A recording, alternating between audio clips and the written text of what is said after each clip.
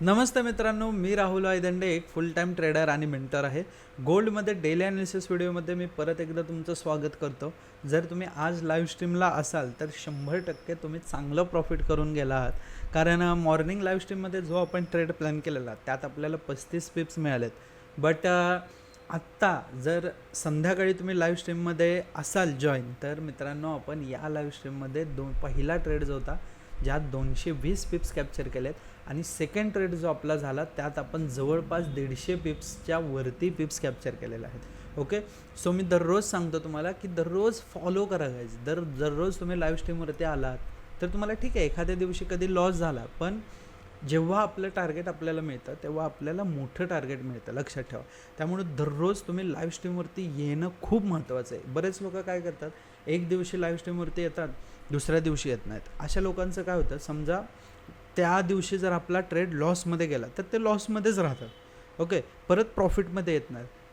माझा दररोज प्रयत्न असतो तुम्हाला प्रॉफिटमध्ये ठेवायचा आणि कधीतरी एस एल हिट होणारच बघा. आणि जेव्हा आपल्या वेमध्ये मार्केट जाणार तर तेव्हा अशा पद्धतीने 200 पिप्स, 150 पिप्स आपण लाईव्ह स्ट्रीमवरती कॅप्चर करत असतो. ओके, सगळ्यात पहिल्यांदा आपण या ट्रेडचं काहीच लॉजिक बघूया. ठीक आहे, मी बघत होतो तर कंटिन्यूस मार्केट सेलिंग साईडला होतं.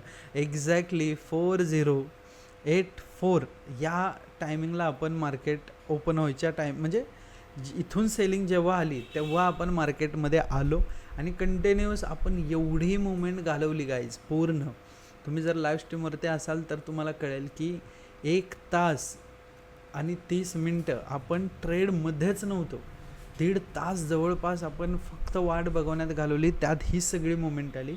इथं जेव्हा मार्केट आलं तेव्हा मला असं वाटत होतं की 100% पुलबॅक येणार. आता पुलबॅक काय येणार, तर मी फिब रिट्रेसमेंट बघितली बघा, प्रॉपर इथून फिब रिट्रेसमेंट बघितली. एक्झॅक्टली या लेवलवरून एक फिब रिट्रेसमेंट बघितली इथपर्यंत आणि एक्झॅक्टली मला एक लेवल फाइंड आउट झाली, जी म्हणजे 0.5. ही 0.5 ही लेवल होती आणि ही लेवल माझ्यासाठी बघा इथं महत्त्वाची ठरली. ठीक आहे, ही मी ड्रॉ करून घेतो आणि तुम्हाला हे फिब रिट्रेसमेंट घालवून व्यवस्थित दाखवण्याचा प्रयत्न करतो. आता माझ्याकडे जेव्हा ही फिब लेवल मिळाली मला, तेव्हा मला एक लक्षात आलं की मार्केटमध्ये पुलबॅक येणं गरजेचं आहे. बघा, सेलिंग साईडला कंटिन्यूस येत होतं, पण इथं जर तुम्ही बघितलं तर हां, ही फिब लेवल आहे.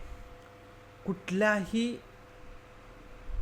मुवमेंटमध्ये एक पुलबॅक असा आपल्याला दिसत नव्हता. कंटिन्यूस मार्केट डाऊन साईडला येतं आणि एक लक्षात ठेवा, कंटिन्यूस मार्केट डाऊन साईडला कधीच येत नाही. मार्केट जर डाऊन साईडला येतं तर ते अशा पद्धतीने येतं, एक पुलबॅक घेत मार्केट डाऊन साईडला येतं. आणि एक्झॅक्टली मी ऑब्झर्व करत होतो तर मला कुठेच इथं पुलबॅक दिसत नव्हता. फिब लेवल लावल्यानंतर ना मला एक लेवल मिळाली, ती म्हणजे 4063 या लेवलवरती मला असं समजलं की एक पुलबॅक येणार. अजून काही मास्टर सेटअपमधले कन्फर्मेशन्स घेऊन मी एक्झॅक्टली या लेवललाच म्हणजे 4044 वरती एक अप साईडला ट्रेड प्लॅन केला आणि एक्झॅक्टली या लेवलवरून तुम्ही बघितलं तर 230 पिप्सची मुवमेंट इथं आलेली आहे. बरोबर फिबपर्यंत आपण पुलबॅक प्लॅन केलेला. एक्झॅक्टली या ट्रेडमध्ये 200 पिप्स कॅप्चर केले आणि या ट्रेडमध्ये प्रॉफिट केला आहे. बऱ्याच लोकांनी प्रॉफिट केला आहे, चांगला तगडा प्रॉफिट केला आहे. तुम्हाला त्याचे अपडेट्स बघायचे असतील तर इंस्टावरती माझ्या स्टोरीमध्ये जाऊन तिथं दिसतं बघा, तिथं तुम्ही बघू शकता. ठीक आहे, या ट्रेडनंतरनं काय झालं की आपल्याला एक कॉन्फिडन्स आला. आपलं टार्गेट ॲक्च्युली आपल्याला या टार्गेटसाठी जायचं होतं 76साठी, पण एस एल आपण ट्रेल करून ठेवलेला आणि ट्रेलिंग एस एल आपला हिट झाला. ट्रेलिंग एस एल हिट झाल्यानंतर ना आपल्याला परत असं समजलं की आता फिबची लेवल आली आहे, तिथून आता मार्केट परत डाऊन साईडला यायला पाहिजे. एक्झॅक्टली आपण एक लेवल फाइंड आउट केली जी होती 4057 आणि या लेवलपासून गाईज परत आपण एक सेलिंग अटेम्प्ट ट्राय केला. कारण मार्केट जर एका ट्रेंडमध्ये आहे, ओके, एखादा पुलबॅक आला आणि पुलबॅकवरून आता रेजिस्टन्स घेऊन परत ते ऑब्व्हियसली त्याच्या झोन जो आहे तो परत ट्रेंड जो आहे तो परत फॉलो करणार. मग परत आपण इथं सेलिंग साईडला एंट्री ॲक्टिव्ह केली. 4057 या लेवलवरती आपण सेलिंग साईडची एंट्री ॲक्टिव्ह केली आणि एक्झॅक्टली आपण इथूनसुद्धा 150 पिप्स कॅप्चर केले. ओके, दोघं तिघं होती ज्यांनी हा ट्रेड मिस केला, बट हां, बाईंग साईडचा. पण त्यांनी हा ट्रेड घेतल्यामुळं सगळं आज लाईव्ह स्ट्रीमवरचं सगळे लोकं प्रॉफिटमध्ये क्लोज झालेले आहेत. आणि जेव्हा आपण अशा पद्धतीचं प्रॉफिट करतो तेव्हा जेन्युइनली जेव्हा आम्ही ट्रेड देतो तुम्हाला तेव्हा भारी वाटतं, कारण आपल्यामुळं कोणतरी प्रॉफिट करतं ओके. आणि कधी लॉस झाला तर फक्त हे होऊ नका, कारण बघा इथं प्रत्येकाला लॉस होणार आहे, प्रॉफिट होणार आहे, it's a part of the game. आपण जेव्हा पण ट्रेड प्लॅन करतो तेव्हा आपल्याला नेहमी लॉसचा विचार, आपला त्या ट्रेडमध्ये एसेल जाणार आहे या गोष्टींचा विचार करूनच आपल्याला ट्रेड प्लॅन करावा लागतो. जर प्रत्येक ट्रेडमध्ये तुम्ही प्रॉफिटेबल व्हायला गेला तर 100% ते खूप अवघड आहे आणि ते खूप डिफिकल्टीज तुम्हाला प्रोव्हाइड करणार आहेत. ट्रेडिंगमध्ये यूज करताना मोठा अकाउंट यूज करा. मोठा अकाउंट तुम्हाला नेहमी प्रॉफिटमध्ये ठेवणार आहे. $1000 वरतीच अकाउंट तुमचं हे असलं पाहिजे. जर तुम्ही $100 ट्रेड करताय तर तुमचं इन दी एंड तुम्ही बघा 1 महिना आहे, समजा हा 1 महिना आहे ओके, आणि या महिन्यात तुम्ही पहिल्या आठवड्यात $100 डिपॉझिट केलेत.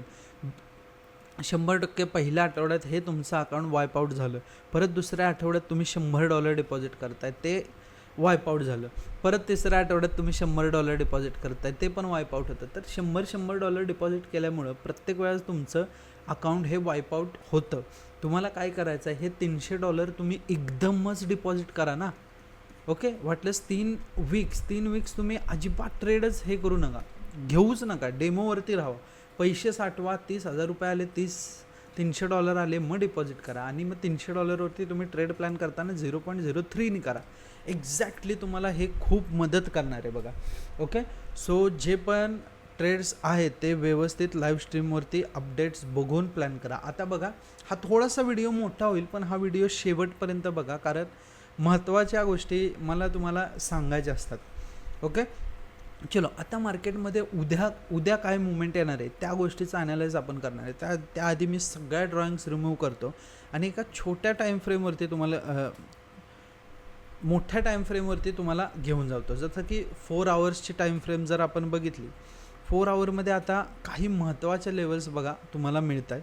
त्या महत्त्वाच्या लेवल्स आपण मार्क करून घेऊया गाईज. जर तुम्ही इथं बघितलं तर आपल्याला हा एक सपोर्ट झोन आपल्याला मिळतो आहे, जिथून मार्केट बऱ्याच वेळा अपसाईडला मुवमेंट दिलेले आहे ओके. हा एक सपोर्ट झोन आहे बघा व्यवस्थित. तुम्ही देखील तुमच्या चार्टवरती हा मार्क करून घ्या. 3962 ओके, 3962 मोठ्या टाईम फ्रेममध्ये आहे म्हणून हा थोडा मोठा मार्क केला आहे. पण 3972 हा एक सपोर्ट झोन आहे. त्याचबरोबर तुम्ही जर झूममध्ये गेलात, झूम करून जर बघितलं तर तुम्हाला अजून क्लॅरिटी येईल. ही लेवल काहीच लक्षात ठेवा. हां, व्यवस्थित जर तुम्ही बघितलं तर हा इथे एक झोन झाला आहे बघा. हा एक झोन झाला आहे, तो पण तुमच्यासाठी महत्त्वाचा ठरणार आहे. तो झोन जर तुम्ही क्लोजली बघितला तर तो 4000चा झोन आहे गाईज. 4000चा जवळपास इथं कुठंतरी हा एक झोन तुमच्यासाठी महत्त्वाचा आहे. आजचं मेन टार्गेट जे सेलिंग साईडचं आहे ते मोस्टली इथपर्यंत येणार, हे लाईव्ह स्ट्रीमवरती मी तुम्हाला सांगितलं. आणि जर ही पण लेवल 4000ची लेवल जर ब्रेक केली मार्केटने तर मार्केट हा नवीन लो बनवायला 100% येणार, जो की असणार आहे 3800 ओके. इथं मार्केट ब्रेकआउट दिलं की डायरेक्ट डाऊन साईडला एंट्री घ्या, कुठलाही विचार न करता डाऊन साईडला आपल्याला एंट्री प्लॅन करायची ओके. अदरवाईज हा एक झोन आहे जो की आहे 40-50. या झोनवरून तुम्ही एक अप साईडला देखील एंट्री प्लॅन करू शकताय जर तुम्ही स्विंग ट्रेड्स करणार आहे ओके. टार्गेट हे तुमचं असू शकतं 4100, त्याच्यानंतरनं तुमचं टार्गेट असेल 4110. हे स्विंग ट्रेड्स आहेत. हे स्विंग ट्रेड्स तुम्ही प्लॅन करता सेलिंग साईडला इथून. आणि अजून जर तुम्हाला सेलिंग साईड प्लॅन करायचं असेल तर ही लेवल ब्रेक होऊ देत. 40-50 ही लेवल ब्रेक झाली प्रॉपर, एखादी कॅन्डल 4 आवर्सची क्लोज केली तर त्या कॅन्डलचा हाय SL लावून तुम्ही इथं एंट्री प्लॅन करू शकता 4000पर्यंत ओके. अपसाईडला जर जायचं असेल तर इथून, डाऊन साईडला यायचं असेल तर इथून गायचं. हे दोन्ही ट्रेड्स व्यवस्थित लक्षात ठेवा आणि ट्रेड्स प्लॅन करा. जर छोट्या टाईम फ्रेमवरती तुम्हाला ट्रेड प्लॅन करायचं आहे तर सिम्पल तुम्हाला 15 मिनटावरती शिफ्ट व्हायचं आहे. आणि 15 मिनटावरती जर तुम्ही बघितलं तर मार्केटने आता प्रॉपर पुलबॅक वगैरे तर घेतलेला आहे, पण काही इथं मेजर लेवल्स मार्केट क्रिएट करत आहे. त्याआधी आपण मार्क करून घेऊया. मेजर लेवल्स जेव्हा तुम्ही क्रिएट कराल तेव्हा तुम्हाला समजतं आहे की यस एक्झॅक्टली 4067 ही एक लेवल तुम्हाला मिळते आहे, ती बाईंग साईडला मिळते आहे. आणि सेलिंग साईडला गाईज तुम्हाला जी लेवल मिळते आहे ती 4063. या लेवलवरती जेव्हा मार्केट टॅप होईल, ओके, 63 ते 4067 या लेवलला जेव्हा मार्केट टॅप होईल, ओके, या लेवलला जेव्हा टॅप होईल तेव्हा तुम्ही सेलिंग साईडला ट्रेड प्लॅन करू शकता. आणि जर तुम्हाला बाईंग साईडला ट्रेड्स प्लॅन करायचे आहेत, एक्झॅक्टली बाईंग साईडला जर तुम्हाला ट्रेड्स प्लॅन करायचे आहेत तर ते 4067 ह्या लेवलवरून तुम्ही बाईंग साईडला ट्रेड प्लॅन करायचे आहेत. ठीक आहे, या दोन्ही लेवल्स लक्षात ठेवा. छोट्या टाईम फ्रेमवरती ट्रेड प्लॅन करायचे. जर तुम्ही स्कॅल्पर असाल तर या लेवल नक्कीच तुमच्यासाठी महत्त्वाचे ठरणार. 68पासून बाईंग साईडला. आणि जर तुम्हाला सेलिंग करायची असेल तर या लेवलपासून 63 30 पिप्सचा SL लावून तुम्हाला मोठ्या ट्रेडसाठी होल्ड करायचं आहे. 200 पिप्सचं टार्गेट आहे डाऊन साईडला पण आणि अप साईडला. आणि मुवमेंट येणार, 100% मुवमेंट ही चांगली आहे. फक्त एवढा झोन तुम्हाला अवॉइड करावा लागणार आहे. ठीक आहे, आणि हा पण एक मेजर झोन आहे जो की आहे 40-46. या लेवलनंतरनं तुम्ही डायरेक्ट फॉलला गेला तरी चालेल, 40-46. ओके, चलो, thank you so much for watching guys. Hope so तुम्हाला या व्हिडिओची हेल्प झाली असेल. व्यवस्थित कॅपिटल ठेवा आणि व्यवस्थित ट्रेडिंग करा.